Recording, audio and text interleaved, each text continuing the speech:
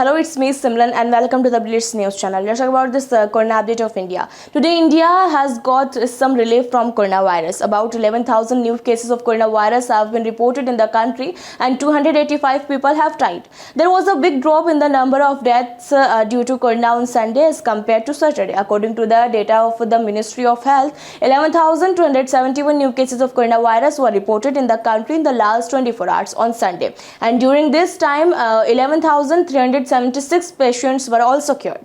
And according to the latest data released on Sunday, the number of infected people increased to 3,44,37,307 due to the arrival of 11,271 new cases of COVID-19 in the country, while the death toll has increased to 4,63,530 due to the death of 285 patients due to infection.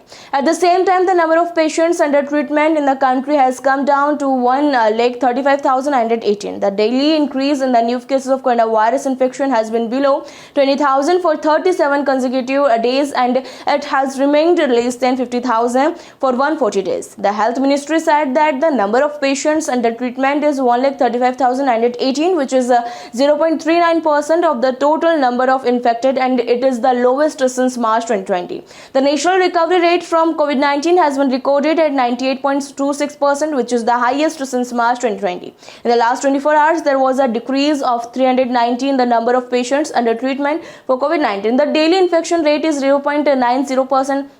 and it is below 2% for the last 41 days. The weekly infection rate was also recorded at 0.01%, and which is less than 2% for the last 51 days. The number of people recovering from the disease has increased to 3,38,37,859, while the death rate is 1.35%. A total of 112.01 crore doses of anti-COVID-19 vaccines have been given under the nationwide COVID-19 vaccination campaign in the country. So that's it from us in this corona update. Thank you for your time.